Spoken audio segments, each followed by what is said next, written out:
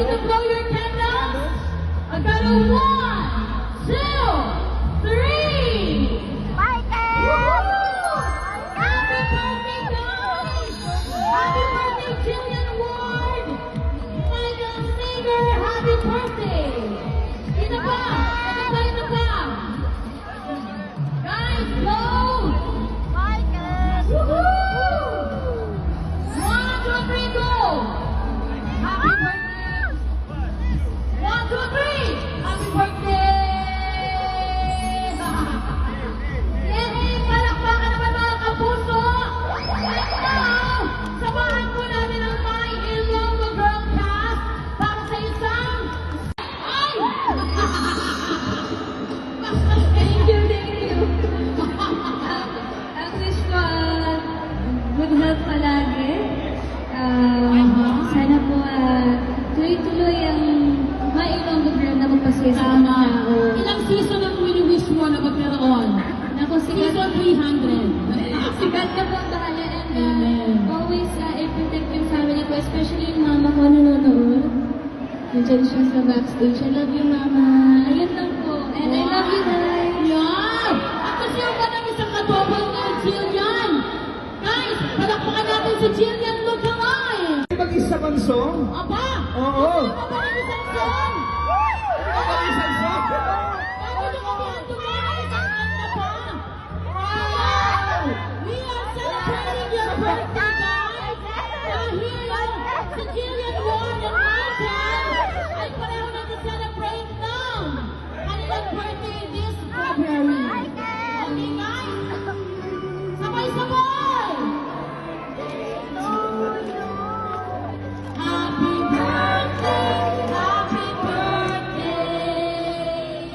Happy birthday to you! Yay! Yay! Day to you! Happy birthday to you! Dito po kayo sa likod! Jillian, Michael! Dito po kayo sa likod! To you! Yay! Hey, kain na na. Happy birthday, happy birthday to you. Thank you. One happy naman. Alam niyo po Thank ba? you. Kasi Michael ay nag-celebrate ang kanyang birthday noong last Wednesday. February 5, yes po. At syempre si Jillian naman ay... Feb 23. Ay, grabe. Kapag-alam. Yan ang sweetheart, talagang alam na alam yung birthday. Okay, pwede ba kayo mag-sweet?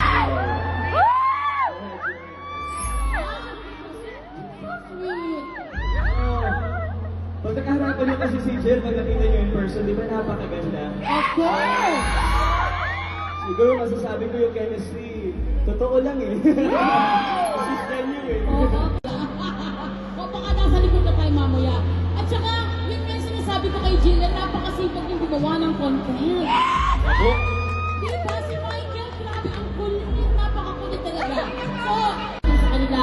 At kitang-kita sa episodes ninyo, gabi-gabi, ang kilig. Pero, bakit nga ba parang may spark? Tama ba mga kapuso, may spark? Spark? Yeah! Grabe kayong dalawa.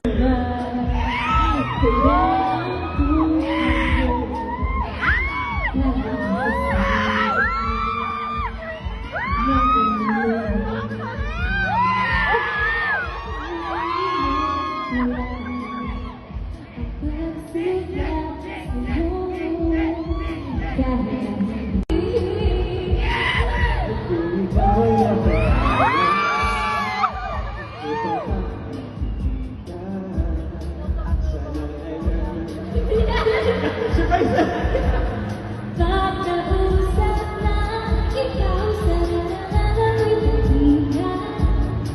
at nang ikaw